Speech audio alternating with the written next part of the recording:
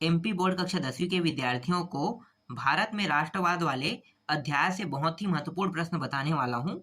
ये जो प्रश्न मैं बताने वाला हूँ, ये प्रश्न आपके अर्धवार्षिक और वार्षिक के लिए भी बहुत ही महत्वपूर्ण प्रश्न है। इसलिए आपको इसे अच्छे से तैयार कर लेना है, क्योंकि यहाँ से आपको प्रश्न देखने को मिलेगा ही मिलेगा। और ये प्रश्न जो है, ये प्रश्न बैंक का प्रश्न है और परीक्षा अध्ययन दोनों को मिला के आपको बताया जा रहा है। तो जितने प्रश्न आपके एग्जाम में आ सकते हैं, वो सारे प्रश्न मैं आपको बता रहा हूँ। कुछ प्रश्नों को मैंने हटा दिया है जो परीक्षा अध्ययन में है। ठीक है, परीक्षा अध्ययन में सिर्फ वही प्रश्न बता रहा हूँ जहां से प्रश्न आएगा। और आपको प्रश्न बैंक में तो पूरा पढ़ना ही पड़ेगा। तो प्रश्न बैंक के प्रश्नों को उत्तर दे रहा हूँ यहाँ पे। तो चलो शुरू करते हैं। तो देखो, पहला प्रश्न क्या है। 1921 में जनगणना के मुताबिक दुर्भिक्ष और महामारी के कारण कितने लोग मारे गए? तो 120 से 130 लाख। महात्मा गांधी दक्षिण अफ्रीका से भारत कब लौटे? तो 1915 में लौटे। असहयोग आंदोलन, एक मिनट, असहयोग खिलाफत आंदोलन कब शुरू हुआ? तो जनवरी 1921 में शुरू हुआ।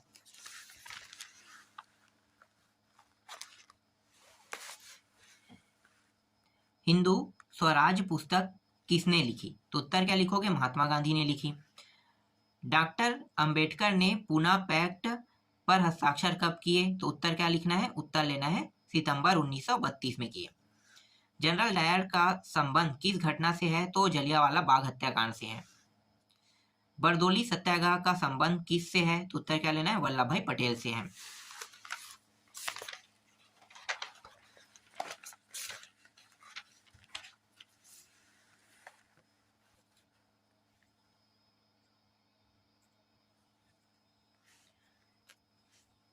सत्याग्रह निम्नलिखित में से क्या था? तो क्या था? शुद्ध आत्मिक बल था।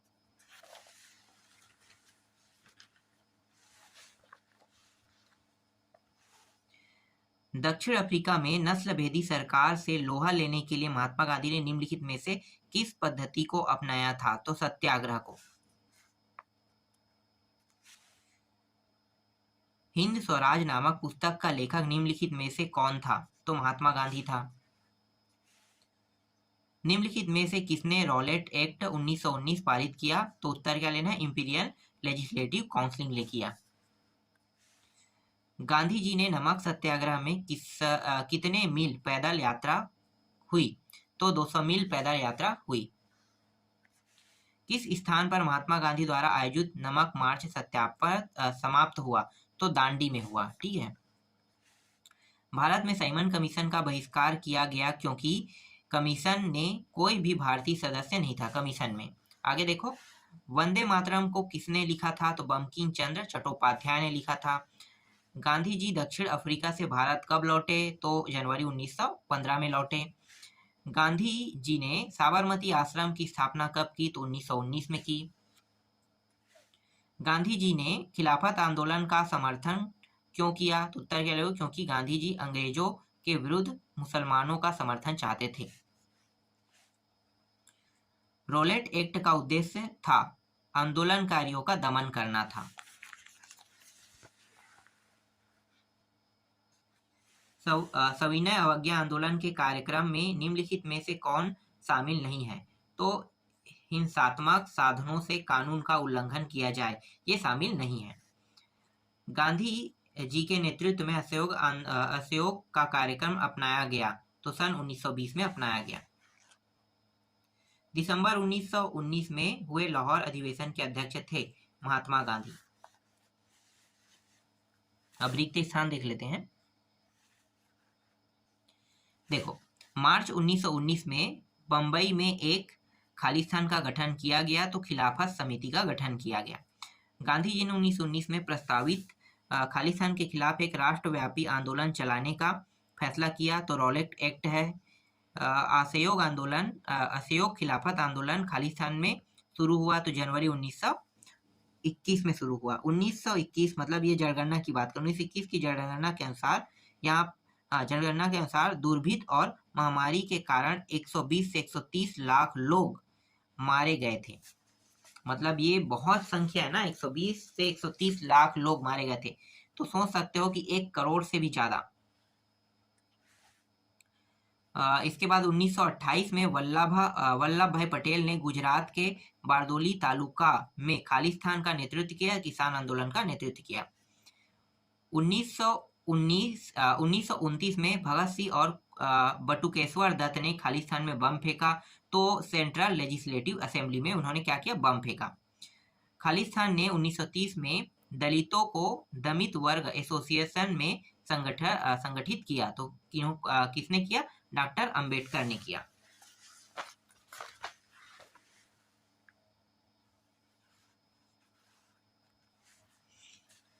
भारत छोड़ो आंदोलन 1942 में शुरू हुआ। 1870 के दशक में वंदे मातरम गीत लिखा गया। 1930 में मुस्लिम लीग के अध्यक्ष मोहम्मद इकबाल थे। भारत माता की विख्यात छवि को बंकिम चंद्र चट्टोपाध्याय ने चित्रित किया। गांधी जी ने स्वराज का झंडा 1921 तक तैयार कर लिया था। मुस्लिम लीग की स्थापना 1930 में की गई। स्वराज पार्टी का गठन 1923 में किया गया। गांधी जी द्वारा चंपारण सत्याग्रह 1917 में किया गया।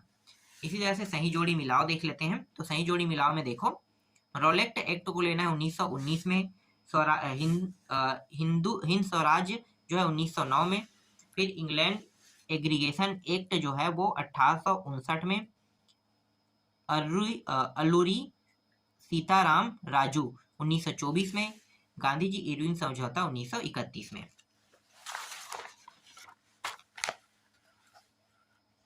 इसी तरह से देखो यहाँ पे है दूसरा गोलमेज सम्मेलन 1931 में हुआ। ठीक है, हिंद स्वराज जो है वो आ जाएगा, मैं दिखाता हूं आपको, यहाँ पे लेना है आपको, हिंद स्वराज आ जाएगा महात्मा गांधी। ठीक है, यहाँ पे आ जाएगा महात्मा गांधी लेना है, हिंद स्वराज महात्मा गांधी। और एक और है, ये क्या है, कांग्रेस का कलकत्ता अधिवेशन जो है वो आपको लेना है सितंबर 1920 में लेना है। ठीक है, इसी तरह से इन दोनों को भी देख लो, इन दोनों को उत्तर मैं दिखा देता हूँ। गुजरात के बारदोली में किसान आंदोलन और वंदे मातरम, तो कहाँ कहाँ पे होगा इसका उत्तर देखते हैं। चौथा और पांचवा देखो, ये हो जाएगा वल्लभ भाई पटेल और बंकिम चंद्र चट्टोपाध्याय हो जाएगा। इसके बाद देखो सत्य, तो सत्य में देखो पहला प्रश्न क्या है, थोड़ा सा इसे और छोटा कर लेते हैं। ठीक है, अब दिखाई दे रहा है। देखो, महात्मा गांधी जनवरी 1915 में भारत लौटे, इनसे पहले वे इंग्लैंड में थे, तो ये असत्य है।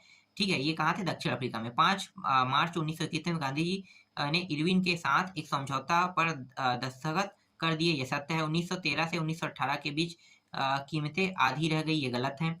सिविल नाफरमानी आंदोलन में छात्रों ने बड़े पैमाने पर हिस्सा लिया, यह सत्य है। अंबेडकर ने सितंबर 1932 में पूना पैक्ट पर हस्ताक्षर किया, यह सत्य है।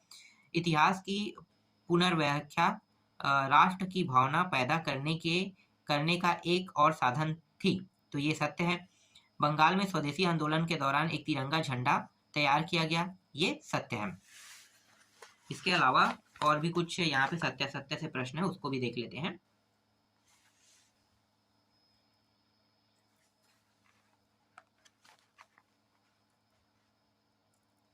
देखो, 1939 में भगत सिंह और बटुकेश्वर दत्त ने लेजिस्लेटिव असेंबली में बम फेंका, ये सत्य है।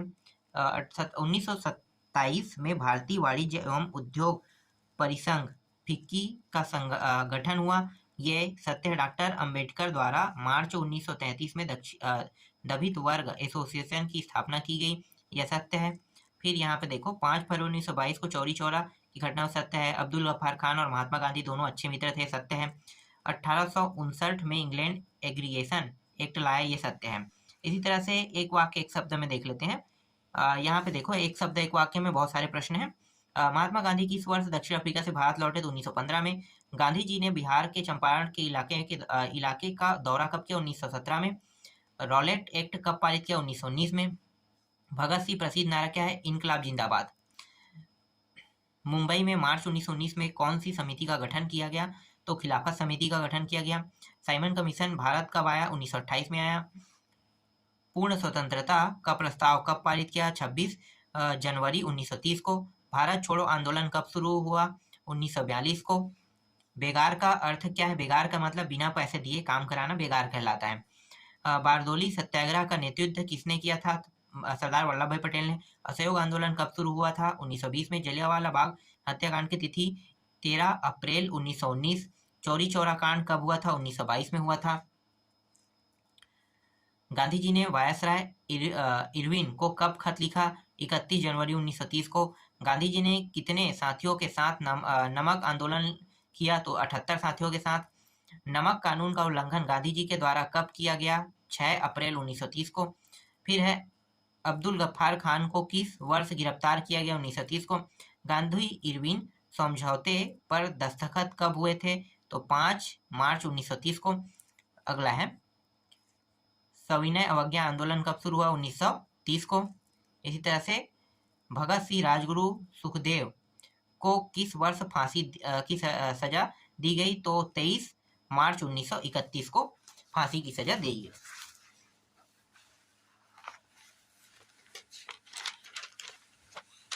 इसके अलावा और भी कुछ प्रश्न इसमें, जैसे कि यहाँ पे देख सकते हो। हाँ, किसी महान स्वतंत्र सेनानी का निधन साइमन कमीशन का विरोध के दौरान घायल होने से हुआ लाला लाजपत राय को हुआ था।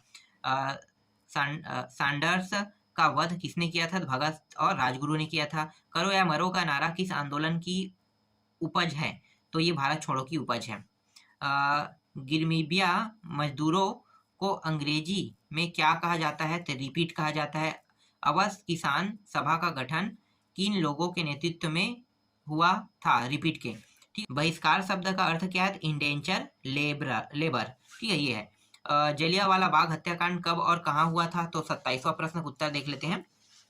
तो अब जो उत्तर दिखा रहा हूँ ये आपको ढूंढना पड़ेगा। थोड़ा सा ये दिक्कत वाला प्रश्न है क्योंकि ये सभी के सभी याद करने वाले। ठीक है, तो इसको देख लेना। जलियांवाला बाग हत्याकांड कब हुआ था? 1917 में। ये एक एक नंबर के लायक नहीं है और यहाँ से प्रश्न आपको देखने को भी शायद ही मिलेगा, इसलिए इसका उत्तर मैं आपको नहीं दिखा रहा हूँ। ठीक है, 23 से हो गया, ये रहा 36 तक के। पुनः पैक्ट क्या थी? ठीक है, तो ये सब लिखने वाला है और 4 नंबर के प्रश्न यहाँ से देखने को मिलेगा, इसलिए इतना ज्यादा इसमें फोकस आपको करने की आवश्यकता नहीं है। इसी तरह से यहाँ पे देखो कुछ और प्रश्न है, जैसे मैं आपको दिखा देता हूँ, देख सकते हो। रॉलेट एक्ट ये तो बता दी हूँ, ये भी मैंने बता दिया। साइमन कमीशन भारत कब पहुंचा? तो 1928 को। ठीक है, ये भी हो गया था। गांधी जी के नेतृत्व सविनय कब वापस लिया गया? 1931 में है। फिर है आनंद मठ उपन्यास किसने लिखा था? तो बंकिम चंद्र चट्टोपाध्याय ने। उस कारण को बताए जिसके कारण गांधी जी ने 1919 सत्याग्रह शुरू किया था। तो रोलेट एक्ट है। ठीक है, इसके कारण हुआ था। ये यहाँ पे रोलेट एक्ट है। दूसरा गोल्डमैन सम्मेलन कब हुआ? तो 1931, 7 दिसंबर 1931 को। ठीक है, अब यहाँ से जो प्रश्न आने वाले हैं उन प्रश्नों को मैं आपको दिखा देता हूँ। इस अध्याय से जो प्रश्न आने वाले हैं, ज्यादा प्रश्न नहीं है, सिर्फ आपको दीर्घोत्तरी प्रश्नों को देखना है। 4 नंबर की यहीं से आएगा। देखो ये प्रश्न है और छोटा कर देता हूँ जिससे ये एक ही बार में आ जाए। ठीक है, ये प्रश्न है 4 नंबर की, 4 नंबर में आएगा ना। 1921 में असहयोग आंदोलन में शामिल होने वाले। ठीक है, ये डायरेक्ट देख लो, ये सारे प्रश्न है। इसका उत्तर मैं आपको दिखा देता हूँ। शहरी मार्ग वाला है ना, शहरी मध्य वर्ग। ठीक है, तो ये कहाँ तक लिखना है आपको? यहाँ तक। ठीक है, और एक और पॉइंट है, तीसरा पॉइंट ये रहा है। बहुत ज्यादा नहीं लिखना है इसमें और ना, कम से कम ना 2-2 लाइन याद कर लेना, या इसे पढ़ने के बाद में छोटा बना लेना। ठीक है, मैं इसे छोटा बनाता तो बहुत छोटा बना देता। 4 नंबर के हिसाब से ही आपको लिखना है, तो बहुत ज्यादा लिखोगे तो कोई मतलब नहीं, आपका समय वेस्ट होगा। ठीक है, इसी तरह देखो नमक यात्रा पर चर्चा वाला है, तो इसको देख लो। दूसरा प्रश्न, ये भी इंपॉर्टेंट है। ठीक है, ये 5 पॉइंट ही काफी है, पूरा 5 पॉइंट लिख दोगे। ठीक है, ये याद कर लेना। इसके बाद देखो तीसरा मैं दिखा रहा हूँ। तीसरा का देखो पूरा पूरा उत्तर दिखाई दे रहा है। ठीक है, इसके बाद चौथा दिखाता हूँ। चौथा का आधा ये रहा और इसका आधा जो उत्तर है वो अब मैं दिखा देता हूँ आपको, ये रहा। ठीक है, अब 5वां दिखाता हूँ। तो ये रहा भारत माता की छवि और जर्मेनिया की छवि की तुलना। ठीक है, तो ये 5वां और ये 6वां और ये रहा 6वां का उत्तर।